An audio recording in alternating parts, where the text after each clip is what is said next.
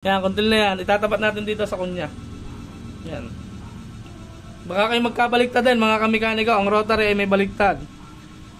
Yung medyo hukay, naka-top down. Kasi yung nakalabas, dis palabas. Yan. Kapit na natin. Mekaniko, itong takip may firing order din to. Kita nyo ba yung tuldok na yan? Yan. Tatapat nyo yun daw sa guhit. Yan, oh. May guhit. Yan. Yung sa may kulay blue spring, tapat nyo lang. Tama nyo lang mga kamekaniko. Yung araw sa may tambutso. Tapos yung mga kuntil-kuntil. Yan, yan. Yan, dyan.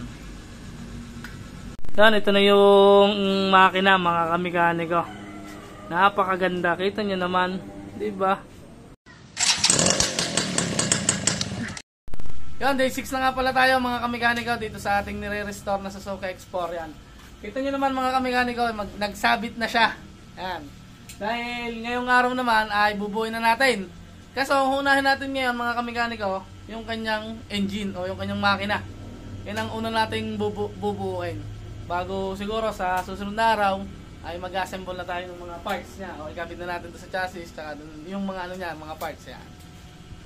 Pakikita ko sa inyo mga kamekaniko yung engine na yung kasama yung pininturahan natin, tsaka yung mga pyesa sa loob. Di pakikita ko sa inyo na nalinis ko na, tsaka yung mga papalitan para malaman nyo rin kung ano yung mga pinalitan natin dito, kung ano mga brand. Yan. Pakita ko sa inyo mga kamekaniko. Nalinis na natin lahat mga kamekaniko. Kita nyo naman, hiwa-hiwalay talaga lahat mga kamekaniko. Yan. Tapos yung mga pinalitan natin sa kanya, yan, connecting rod, side bearing, mga oil seal, yan, mga gasket. Yung mga oil seal niyan medyo parang class A, parang ganon. Yan, napakaganda. Tapos original na bearing. Yung gasket, hindi tayo makakita ng magandang klase, pero okay na yan, okay din yan. Yan. Tingnan nyo naman yung linis mga kamekaniko. Bago natin buuin yung ating mga binibuild na X4. Oh. Talagang linis na linis yan mga kamekaniko ko. Oh. Ayan. Mahuhulog pa. Ayan. Ito yung kanyang connecting rod na bago. Yung piston, din na natin pinalitan. Binili lang natin ang bagong ring. Ano ba yung ring? Ito. Ayan. Ayan. Napakaganda yung kanyang stator. Yung lining, din na rin natin pinalitan. Parang okay pa naman siya. Makapal pa. Napakaganda oh. Mga rotary. Ang carburetor nga pala yan. Nalinis na natin din. Yan. Samahan nyo ako mga kamekaniko. Bubuuin na natin. Mga kamekaniko, kabit muna natin yung bearing dito. Initan lang natin gamit ng blowtorch.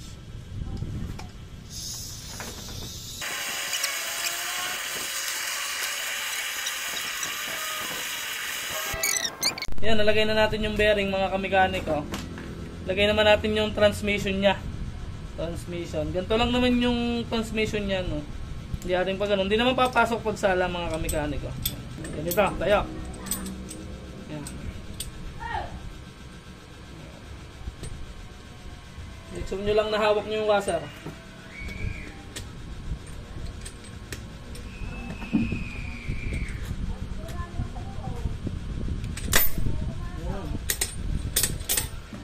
Yung dalawang magkaparehas mga kamekaniko ay dito sa kanan part, dito sa tapat nito. Tapat ng tadyakan. Pwede nyo lang.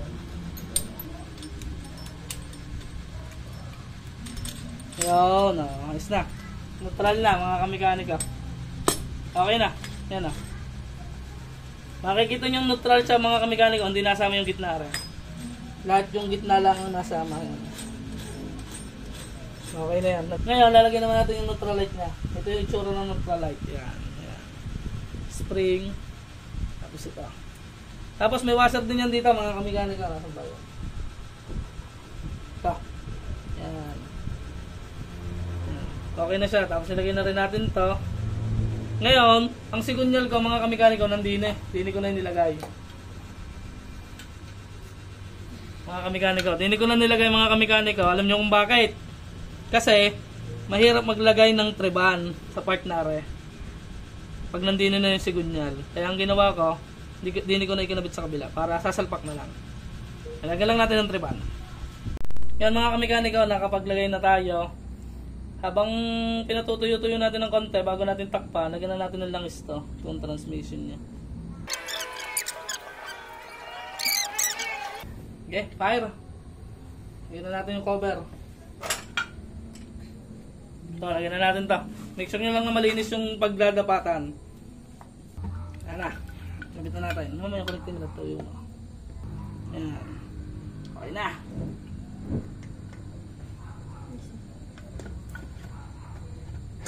Yung.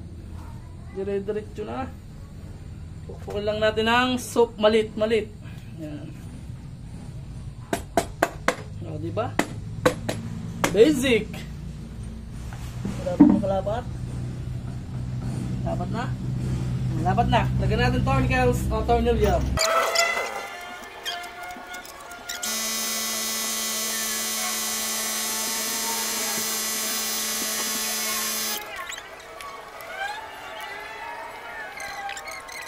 Yan, dito na tayo. Yan, ikabit ko na yun sa kambyuhan niya.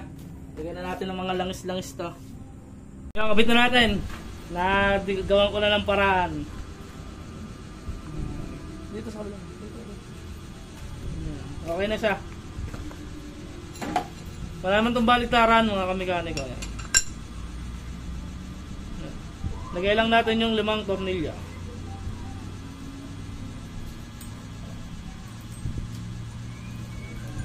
Yeah, parang ito yung 5 tornilyo niya. Yan, ganito yung itsura. Parang ganito lang. Yan, okay na. Na-impact na rin natin mga kamekaniko yan. Pwede yung impakin para hindi siya lumuag. Okay na. Kabit naman natin ito. Yung lagay ng rotary. Siyempre, yung makislap, hindi na sa ibabaw. Ito yung lagay ng oil seal. Kaya makislap di ba? May kunya yan. Ito. Kunya? Kunya. Basic na yun sa inyo mga kamekaniko. Tapos, rotary. Ito yung tinatabasan sa mga gusto magtabas. Yan. Yung kuntil na yan, napakita ko sa inyo, yung kuntil na yan, yan. Yan, excuse me po. Yan, kuntil na yan. Itatapat natin dito sa kunya. Yan. Baka kayo magkabaliktad din, mga kamekaniko. Ang rotary ay may baliktad. Yung medyo hukay, naka-top down. Kasi yung nakalabas, di sa palabas. Yan. Kapit na natin. Tapat nyo lang sa kunyahan. Yan. Yan ang firing yan. Okay na yan. Yan mga kamekaniko, nilagay na natin yung oil seal. Tsaka yung o-ring. Wala lang akong nabiling bagong o-ring kaya dinikitan ko. Pero kung mayroon, hindi ko natidikitan yan. Kaya doon na natin ilagay. Make sure nyo lang na malinis yung gilid.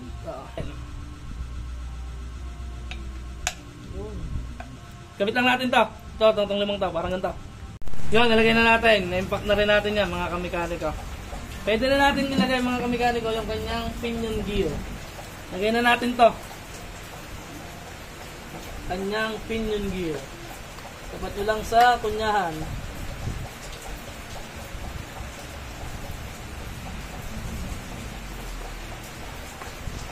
Yun. Tapos ito yung kanyang lock, mayroong sa pinaka-contel. 22 na nut. Lagyan muna natin itong kanyang idle gear. Yan, idle gear. May circlip to mga kamekaniko. Tama, pan-circlip. Yan, kuha lang tayong pan-circlip, lagay lang natin. Make sure nyo na hindi tatalsik. Yan, lagyan na natin yung washer. Yan, nalinis ko na rin. Ganun na kasi maraming buhangin. Yan. Maganda na yan. Lagyan na rin natin ng langis.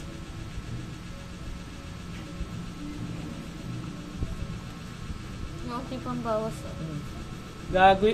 Gago to mga kamekaniko. Hindi ko napansin kanina. Lumabas pala. Yan. Ayan, okay na yan. Okay, alright. Yan, yung washer ulit. Yan. Yan, ganyan. Washer ulit. Hindi ko napansin kanina mga kamekaniko. Yun. Hindi naghanap pa. Maganda naman nakita natin.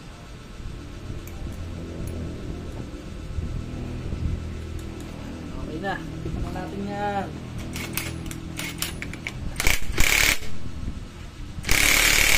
Okay na yan. Mamaya na natin sasagadan mga kamekaniko pag may lining na. Dito na tayo sa bumbalang langis. Yan. May stud lang yan. Kamay. May stud lang ito, papasok doon sa kabila. Tapos lagay nyo lang dito. May sabat na. Wala kasing bumba ng langis doon sa kabila. Kaya walang ano, yan, mahuiwan pa. Yan. Okay na siya.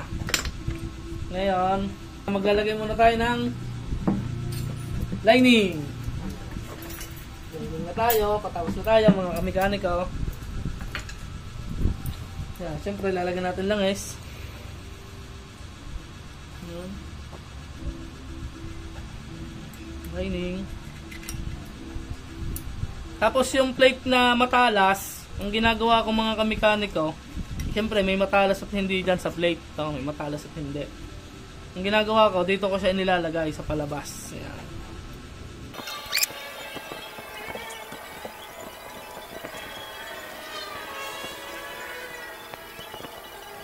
Yan, mas madali na natin may ikpitan ngayon ng sagad na rin gitna kasi may clutch na. Pero hawakan nyo pa rin. Ayos na, sagad na. Dito naman tayo sa cover niya. Mayroon pa pala yan. Bago yung cover. Ito, yung kanyang parang pinaka push rod. Lagyan natin langis. Yan. Lagyan na natin dito sa gitna. Yan. Lagyan din natin ng grasa to. May langis. So, gusto kong grasa dyan. Yan. Mekaniko, itong takip may firing order din to. Kita nyo ba yung tuldok na yan? Yan. Tatapat nyo yun daw sa guhit. Yan, oh. May guhit. Yan. Yung sa may kulay blue spring, tapat nyo lang. Yan. Tapat na siya. Yan. Lalagay naman natin yung pinaka sabat ng spring. Yan. Ito. Lagay lang natin dito parang ganito. Yan mga kamekaniko, nilagay na natin yung spring, mataring gasket. Sigurado lang natin na okay yung pagkakabit ng gasket. Kasi ito yung nirepaint din natin. Yan, oh. Kita nyo ba yung crankcase na yan? Napakaganda. Linis ang loob niyan. Hindi lang repaint. Pati yan. Kapit na natin. Make sure nyo na okay na lahat. Walang naiwan. Ganun. Lahat yung magpit. Kapit na natin. Alright. Kapit lang ulit natin to. Parang ganito. Yan, okay na mga kamekaniko. Nakabit na natin yung carburetor. Taka mga oil seal. Yan. Wala pang langis. Yan. Okay na siya. Ito yung tatanggalin pa rin natin. Kinabit ko lang para hindi siya makawala. Yan. Dito naman tayo sa kabila sa magneto. Bagay, oil seal na lang naman lalagay natin din eh.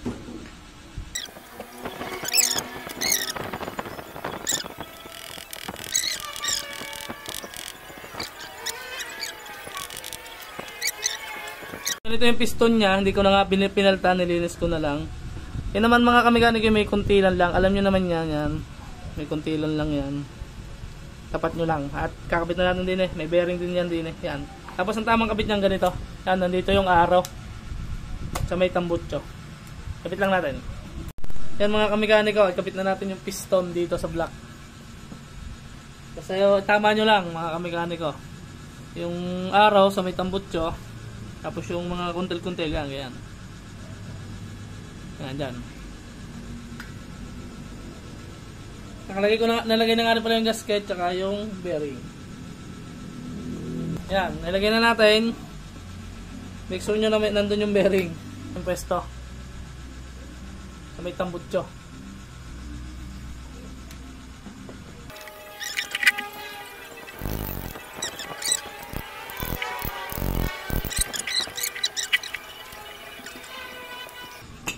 Okay na. Top depth center. Gasket din eh.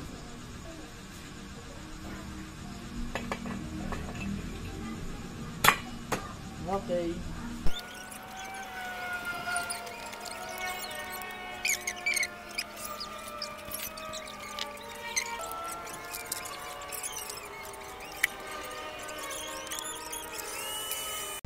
So ayan mga kamekaniko, natapos na natin tong engine, nabuo na natin. Ayan. Ito na yung kinalabasan mga kamekaniko ng engine. Pakita ko sa inyo. Yan, ito na yung makina mga kamekaniko. Napakaganda. Kita nyo naman. Diba? Oh.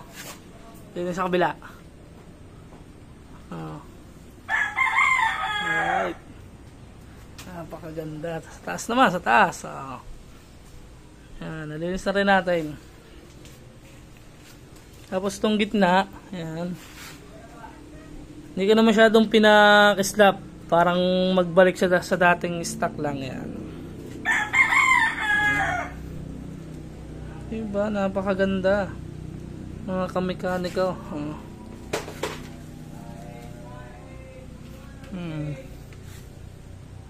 Malinis na mga kamekaniko. Ayos na siya.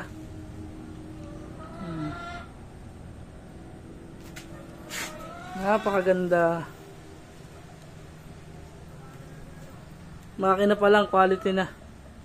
Eh paano mga kamekaniko, dinig ko na muna ulit puputulay ng ating vlog. At tayo naman ay sa susunod ay magbubuo naman tayo yung sunod na vlog natin. Dahil nabuo na natin ang makina, ay sa susunod naman ay bubuuin na natin yung buong motor. Yan. Kakabit na natin tong makina doon sa kanyang chassis. Yan.